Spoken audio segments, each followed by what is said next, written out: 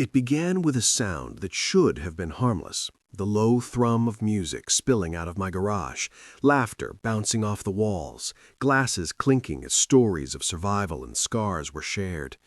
My garage wasn't just a place for cars, it was a refuge, a bunker of camaraderie where men and women who had spent their lives chasing shadows could finally breathe.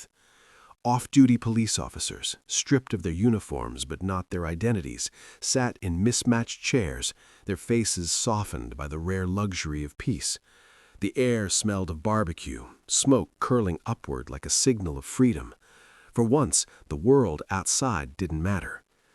But then came the knock. Sharp, cold, unforgiving.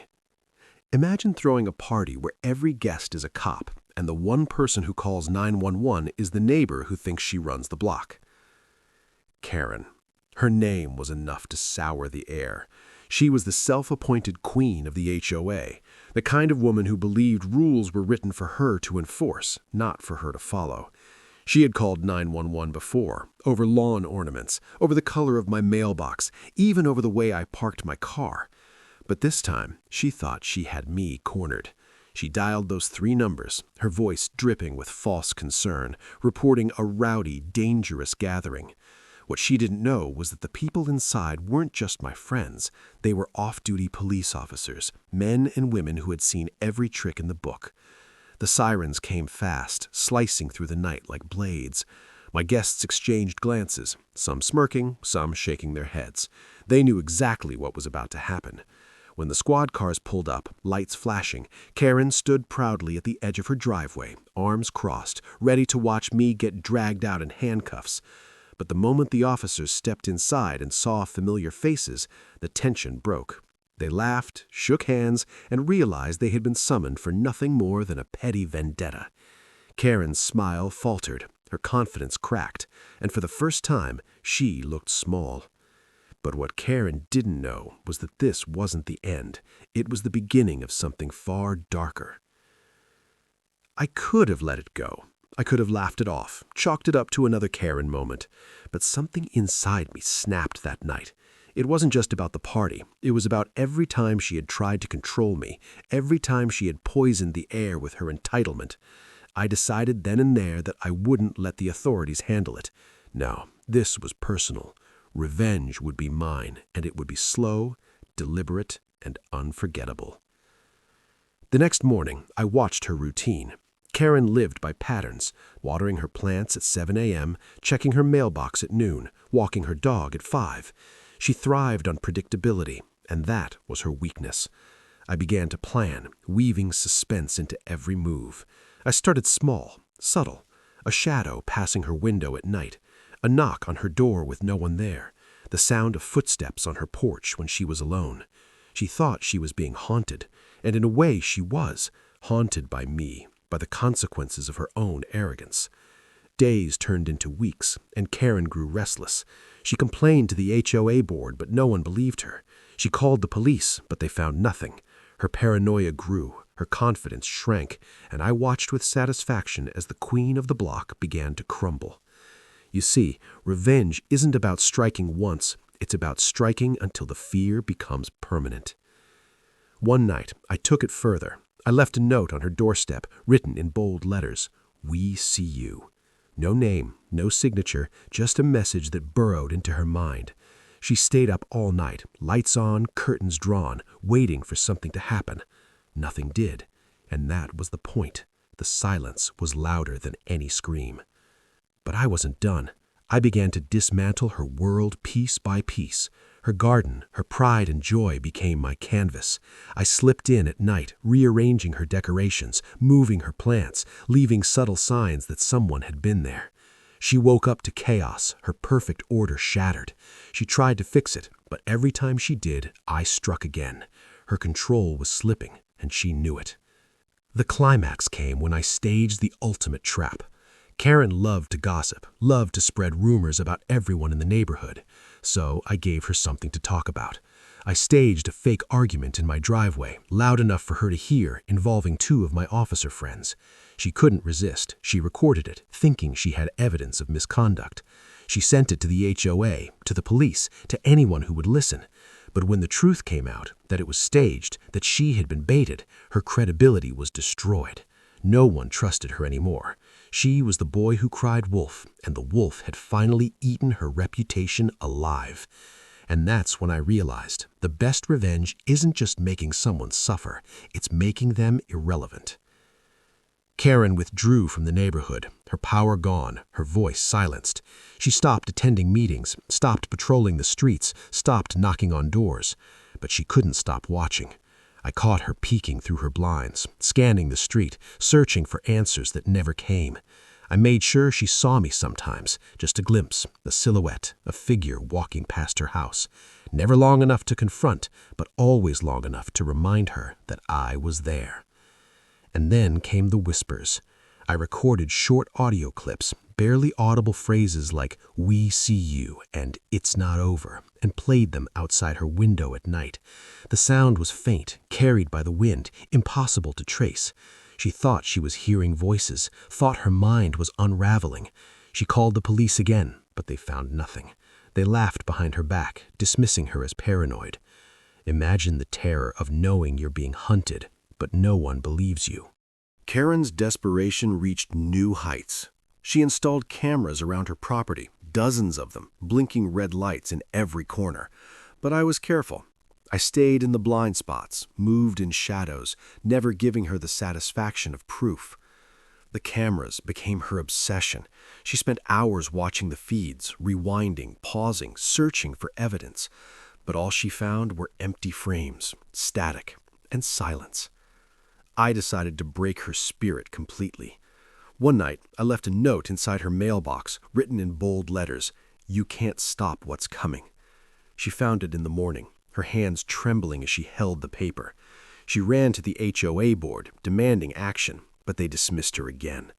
She tried to rally her neighbors, but they avoided her, tired of her constant drama. She was alone, isolated, and vulnerable. Her paranoia began to spill into her daily life. She stopped going to the grocery store, stopped walking her dog, stopped speaking to anyone.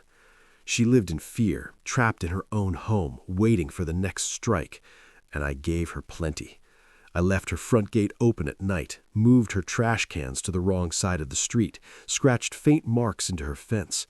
Each act small, but together they built a storm she couldn't escape. Karen's health began to decline. She lost weight, her face pale and hollow, her eyes sunken from lack of sleep. She looked like a ghost of the woman who once ruled the neighborhood. And I watched, satisfied, knowing that my revenge was working. The sweetest revenge isn't about destroying someone's body, it's about destroying their mind.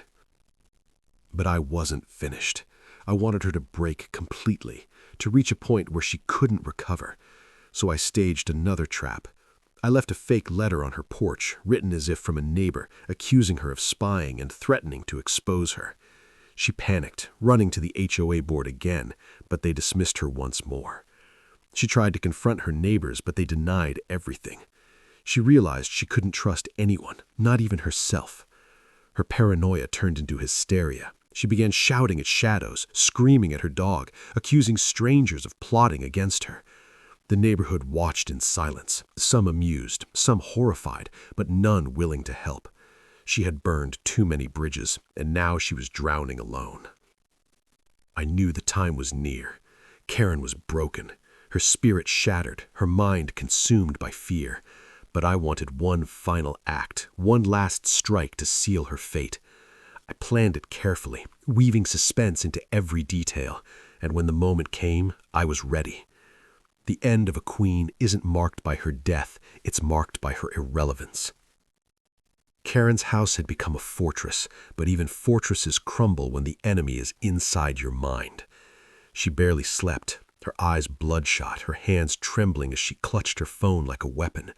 The neighborhood had turned against her, not because they hated her, but because they no longer believed her. She had cried wolf too many times, and now, when the wolf was real, no one listened. What's more terrifying than being hunted? Being hunted when no one believes you. I decided the final act had to be theatrical, unforgettable, something that would etch itself into her memory forever. I waited until the night was heavy, until the street was silent, until even the crickets seemed to hold their breath. I slipped into her yard, careful, deliberate, every step rehearsed.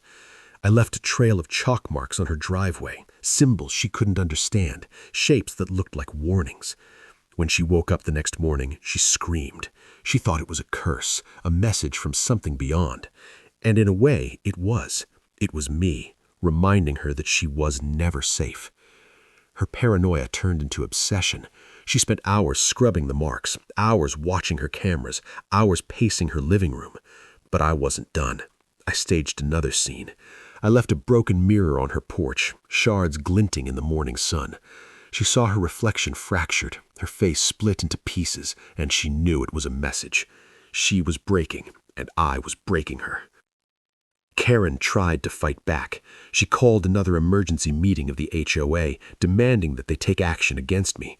But when she presented her evidence, the notes, the objects, the symbols, they laughed. They told her she was imagining things, that she was paranoid, that she needed help. She stormed out, humiliated, her power gone. Hook. The queen wasn't just dethroned, she was ridiculed in front of her own court. I wanted one last strike, one final blow that would seal her fate. So I staged the ultimate trap. I invited a few of my officer friends back, but this time we played roles. We stood in my driveway, speaking in hushed tones, pretending to plan something sinister. I made sure Karen was watching from her window. She couldn't resist. She recorded us, thinking she had caught me plotting. She sent the video to the police, to the HOA, to anyone who would listen. But when they reviewed it, they realized it was nothing more than casual conversation. Karen had twisted it into something it wasn't. Her credibility shattered completely. The neighborhood turned against her. Neighbors whispered behind her back, avoided her gaze, crossed the street to stay away. She was alone, isolated, and irrelevant. The queen had fallen, and I had made it happen. But I wasn't finished. I wanted her to live with the fear forever. So I left one final note, slipped under her door, written in bold letters, "We're not done."